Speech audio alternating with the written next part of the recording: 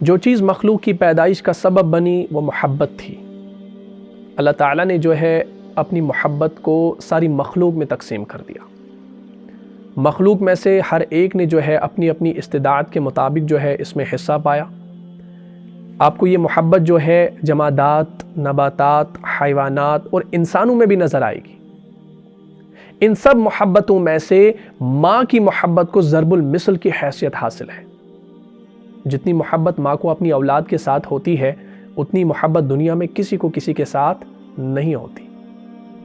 اللہ تبارک و تعالیٰ نے ماں کو ایک نعمت دی ہے جس کو ممتا کہتے ہیں۔ ممتا کا مطلب ہوتا ہے بے غرض محبت کرنا، بے انتہا محبت کرنا۔ ماں اپنے بچے سے بے حد محبت کرتی ہے، بے انتہا محبت کرتی ہے۔ اس چھوٹے سے بچے سے اس کو کیا توقع ہوتی ہے، لیکن وہ اس کی 24 گھنٹے کی خادمہ، اس کی باندی بنی ہوتی ہے، اور اس سے اتنی محبت کرتی ہے کہ جس محبت کو الفاظ کے اندر بیان کرنا مشکل ہے۔ اللہ تعالیٰ نے جو ہے ماں کو ایک اور صفت دی ہے، اسے کہتے ہیں خطا پر عطا۔ یہ اللہ تعالیٰ کی اپنی صفت ہے کہ وہ بندوں کی خطا پر بھی ان پر اپنی رحمت عطا فرما دیتا ہے، ان کو مغفرت عطا فرما دیتا ہے۔ عام دنیا میں جہاں خطا ہوگی وہاں عطا نہیں ہوگی بلکہ وہاں پر سزا ہوگی، مگر ماں محبت کی ایسی شخصیت ہے کہ جو خطا پر سزا کے بجائے عطا کرتی ہے۔ بچہ جب خطا بھی کر جاتا ہے تو سزا دینے کے بجائے ماں اسے محبت کا بوسہ عطا کرتی ہے، ماں اسے اپنے سینے سے لگا لیتی ہے۔ یہ خطا پر عطا کی صفت ہے، یہ اللہ کی صفت تھی، لیکن اللہ تبارک و تعالیٰ نے جو ہے اس کا نمونہ دنیا میں بھی دکھا دیا۔ ایک صفت اللہ تعالیٰ نے ماں کو اور بھی دی ہے جس کو صبر و تحمل کہتے ہیں۔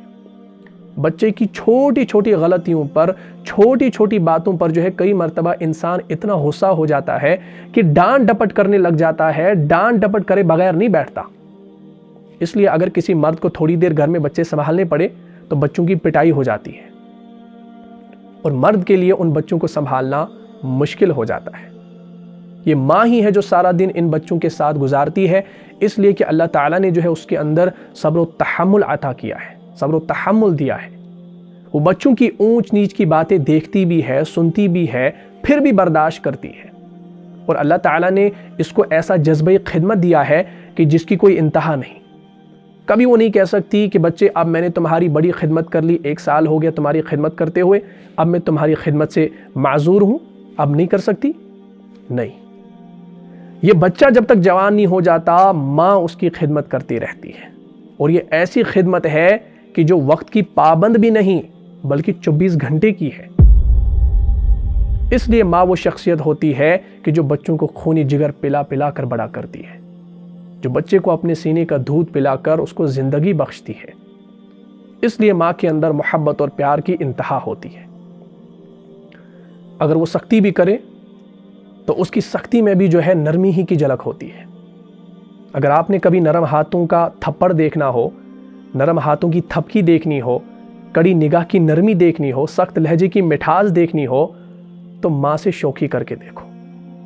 وہ سخت نگاہ بھی دیکھے گی اور اس میں نرمی بھی ہوگی، وہ سخت لہجے میں بات بھی کر رہی ہوگی مگر اس میں بھی جو ہے مٹھاس ہوگی، اس لیے کہ وہ جو ماں ہے، ماں کی محبت اور اس کی خلوص کی سب سے بڑی دلیل یہ ہے کہ اگر وہ کسی وقت بچے کے ایک تھپڑ بھی لگا دے تو بچہ جو ہے تھپڑ کھانے کے بعد پھر ماں ہی کی گود میں آتا ہے۔ اگر ماں کے اندر اخلاص نہ ہوتا تو بچہ تھپڑ کھانے کے بعد کبھی ماں کی طرف واپس نہ آتا، لیکن ڈانٹ بھی کھاتا ہے، تھپڑ بھی کھا رہا ہوتا ہے، پھر بھی اس ماں کے گود میں آ کر لپٹ جاتا ہے، اس کے ساتھ سینے سے لپٹ جاتا ہے۔ یہ اس ماں کی محبت کی دلیل ہوتی ہے۔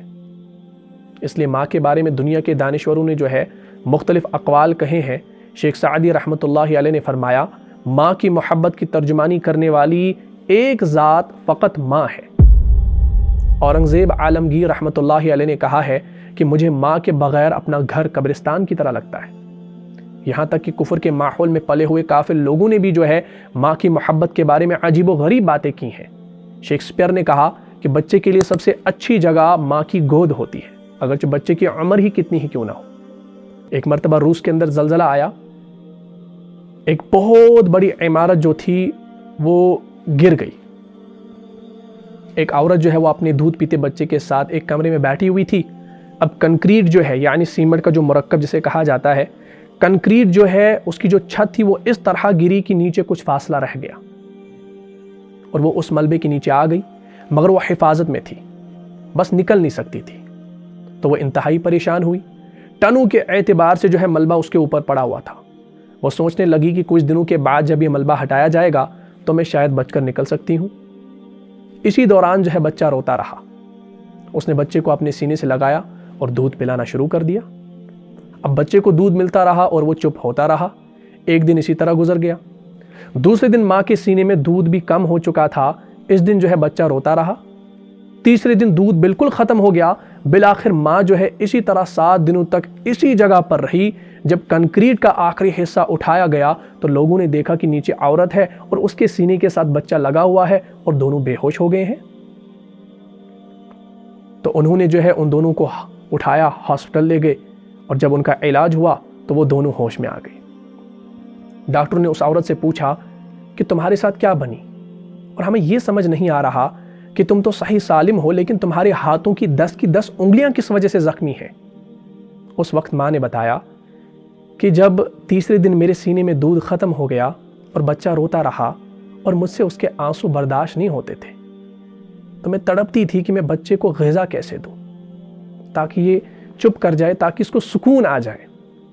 اس وقت میرے دل میں خیال آیا کہ اگرچہ میرے سینے میں دودھ نہیں ہے مگر میرے جسم میں خون تو ہے نا۔ اللہ اکبر۔ تو میں نے سوچا کہ میں اپنے بچے کو اپنا خون پلا دیتی ہوں۔ میں نے اپنی انگلی کو جو ہے دانتوں سے کاٹنا شروع کیا، جس سے خون کا فوارہ جو ہے وہ چھوٹ پڑا، اور میں نے اپنی انگلی جو ہے بچے کے منہ میں ڈال دی۔ بچے نے اس کو چوسنا شروع کر دیا اور خاموش ہو گیا۔ تھوڑے وقفے کے بعد جب ضرورت پڑتی تو میں اپنے دانتوں سے جو ہے اپنی انگلی کاٹ دیتی اور اپنا خون جو ہے اپنے بچے کے منہ میں دے دیتی۔ اس طرح میرا بچہ جو ہے میری انگلیوں سے خون چوستا رہا۔ کچھ دن اسی طرح سلسلہ چلتا رہا۔ بالآخر میں بھی بے ہوش ہو گئی اور بچہ بھی بے ہوش ہو گیا۔ یہی وجہ ہے کہ آپ کو میری 10 کی 10 انگلیاں زخمی نظر آ رہی ہیں۔ یہ دیکھ کر لوگ حیران رہ گئے کہ دیکھو ماں کو اپنے بچوں کے ساتھ کتنا پیار ہوتا ہے، کتنی محبت ہوتی ہے، کہ اگر وہ اپنے جسم کا خون بھی نکال کر بچے کو دے سکتی ہو تو وہ دینے سے گریز نہیں کرتی۔ ماں کو اولاد کے ساتھ کتنی محبت ہوتی ہے اس کا کوئی بھی اندازہ نہیں کر سکتا، یہ تو ماں ہی جانتی ہے۔ اسی لیے کہتے ہیں کہ ماں کی محبت وہ گہرا سمندر ہے جس کی گہرائیوں کا اندازہ کوئی نہیں لگا سکتا۔ ماں کی محبت وہ گلشن ہے جس پر کبھی خزاں نہیں آتی۔ حضرت عائشہ رضی اللہ تعالی عنہا بیان کرتی ہیں، میرے پاس ایک مسکین عورت آئی جس نے اپنی 2 بچیاں اٹھا رکھی تھیں۔ میں نے اسے 3 کھجوریں کھانے کے لیے دیں تو اس عورت نے جو ہے ان میں سے ہر ایک کو جو ہے ایک کھجور دے دی، اپنی بچیوں کو دے دی، اور ایک کھجور جو ہے کھانے کے لیے اپنے منہ کی طرف لے گئی۔ اسی اسنا میں جو ہے اس کی دونوں بیٹیوں نے جو ہے اسے کھانے کے لیے مانگا۔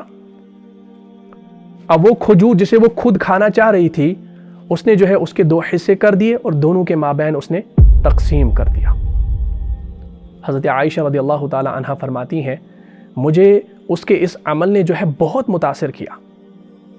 میں نے اس کے اس فعل کو جو ہے، اس عمل کو جو ہے نبی علیہ الصلوۃ والسلام کے سامنے ذکر کیا تو آپ علیہ الصلوۃ والسلام نے فرمایا، اللہ تعالیٰ نے جو ہے اس کے اس عمل کی بدولت جو ہے اس کے لیے جنت واجب کر دی، یا فرمایا اللہ تعالیٰ نے جو ہے اس عمل کی وجہ سے جو ہے اسے جہنم سے آزاد کر دیا۔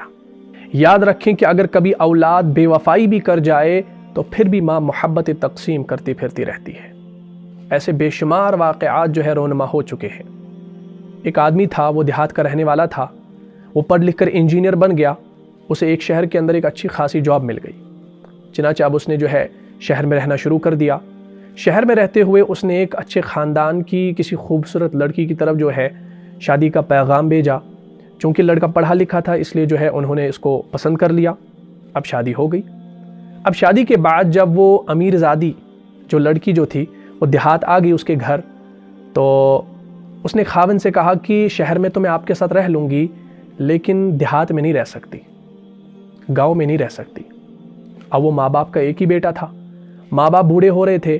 ماں باپ نے کہا کہ بیٹا صحیح ہے، ہمیں اپنے پاس رکھ لو یا ہمارے پاس رہ جاؤ، لیکن بیوی کہنے لگی نہیں، میں اور آپ الگ گھر میں رہیں گے۔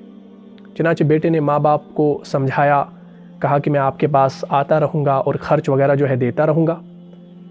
माँ बाप जो है बेटे की ये बात सुनकर खामोश हो गए। चूँकि बच्चा जवान था इसलिए जो है माँ बाप और कह भी क्या सकते थे।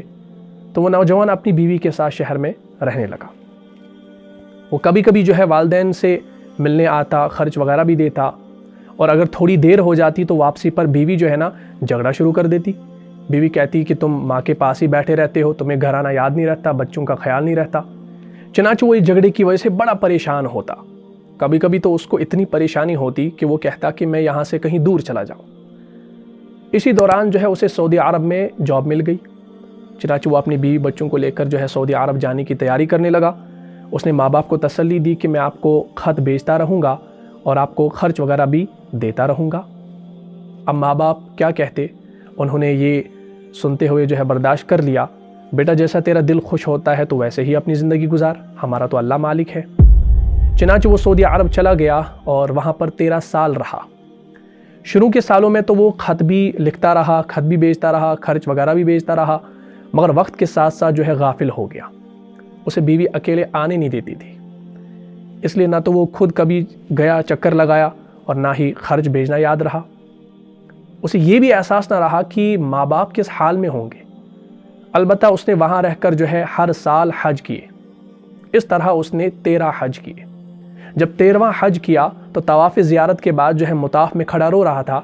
एक बुज़ुर्ग ने देखा तो पूछा, ए नौजवान रोते क्यों हो? वो कहने लगा, मैंने 13 हज किए और जब भी हज किया मैंने हज के दूसरे या तीसरे दिन ख्वाब में देखा, हर बार के ख्वाब में मुझे बताया गया कि तेरा हज कबूल नहीं है। जब इस साल मैंने हज किया तो बड़ी माफ़िया मांगी, मगर हज के बाद फिर ख्वाब में देखा तेरा हज कबूल नहीं है। तो वो बुज़ुर्ग जो थे वो भी अल्लाह वाले थे। उन्होंने पूछा कि ये बताओ कि तुमने हुकूकुल इबाद में तो कोई कोताही नहीं की है? जब उन्होंने तफसील पूछी तो मालूम हुआ कि उसने माँ बाप का पता ही कभी नहीं लिया। इतना भी पता नहीं किया कि वो जिंदा भी हैं या मर चुके हैं। उस बुजुर्ग ने ये सुनकर फरमाया, हज करने के बजाय पहले अपने माँ बाप के पास जाओ, उनसे माफ़ी मांग कर आओ, फिर तुम्हारे हज कबूल होंगे इंशाअल्लाह। चनाचे उसको एहसास हुआ और वो वापस जो है अपने घर की तैयारी में लग गया। उसने टिकट वगैरह ख़रीदा और बीवी से कहा कि तुम खुश हो या नाराज़ हो, मैं अपने वालिदैन का पता करने के लिए जा रहा हूँ। बीवी ने जब देखा कि खाविन जो है ये अब बिल्कुल तैयार हो चुका है तो वो खामोश हो गई। वो नौजवान जो है अपने वतन वापस आ गया। जब वो अपनी बस्ती के करीब पहुंचा तो उस वक्त उसके दिल पर एक अजीब कैफियत तारी थी। वो इस सोच के ताने बाने में गुम था कि मैंने कभी ख़त भी नहीं लिखा, खर्च वगैरह भी नहीं भेजा, पता भी नहीं लिया कि माँ बाप सेहतमंद है या बीमार हैं, खुशी में है या गमी में है, वहीं रहते हैं या कहीं और चले गए हैं, पता नहीं कि कोई उनकी देखभाल करता भी है या नहीं करता, कुछ मालूम नहीं। इसी इसना में जो है उसकी मुलाकात एक लड़के से हो जाती है रास्ते में और उससे पूछना शुरू करता है कि फ़लाँ लोगों का क्या हाल है। तो वो लड़का कहता है कि बूढ़े मियाँ जो थे वो तो कुछ दिन पहले फ़ौत हो गए थे, अलबत्ता उसकी बीवी मौजूद है, उसको भी कुछ दिन पहले फालिज का हमला हुआ और उसकी आंखों की बीनाई चली गई। अब वो अकेली जो है अपने घर में रह रही है। उनका एक बेटा भी था जो नाफरमान निकला और कहीं बाहर जो है मुल्क चला गया, पता नहीं वो किस हाल में है। अब इस लड़के को क्या पता था कि ये उसी बेटे से बातें कर रहा है। जब उसने ये सुना तो उसे और ज़्यादा एहसास हुआ कि अब पता नहीं मेरी माँ मुझे माफ़ करेगी भी या नहीं करेगी। वो सोचता रहा कि मैं अम्मी को कैसे मनाऊंगा, कैसे पाँव पकड़ूंगा और कैसे माफ़िया मांगूंगा। जब वहाँ गया तो देखा कि दरवाज़ा जो है वो खुला है। चनाचे वो दरवाजे से जो है अंदर चला गया और उसने देखा कि सहन में चारपाई बिछी हुई है और उसकी माँ जो है वो हड्डियों का ढांचा बनी हुई है, वो चारपाई पे लेटी हुई है। उसने सोचा कि शायद अम्मी जो है वो सो रही हैं, मैं ज़रा करीब जाकर देखता हूँ। चनाचे वो दबे पाँव जब करीब चला गया, आहिस्ता आहिस्ता करीब चला गया। जब वो बिल्कुल करीब पहुँचा तो देखा वो होंठ हिलाकर कोई बात कर रही थी। लिहाजा वो और ज़्यादा करीब हुआ और अपने कान जो है उसके होंठों के करीब कर दिए। उस वक्त उसकी माँ ये दुआ मांग रही थी, ए अल्लाह, मेरा खाविन जो है वो दुनिया से चला गया, अब मेरा एक ही बेटा दुनिया में मौजूद है, उसको मेरे पास वापस भेज देना ताकि जब मैं दुनिया से रुखसत हो जाऊं, दुनिया से चली जाऊं, तो मुझे कब्र में उतारने वाला कोई तो मेरा भी महरम साथ हो। जब नौजवान ने ये अल्फाज सुने तो हैरान हुआ, کہ میں تو سوچ رہا تھا کہ پتہ نہیں میں امی کو کیسے مناؤں گا، اور امی تو اتنے سالوں کے بعد بھی جو ہے مجھے یاد کر رہی ہے۔ چنانچہ اس نوجوان نے جو ہے ماں سے لپٹ کر کہا، امی میں آ گیا ہوں۔ ماں نے بھی ہوش سنبھالا اور اپنا ہاتھ آگے بڑھایا اور اپنے بیٹے کے سر پر رکھا اور اس کے ماتھے کو بوسہ دیا۔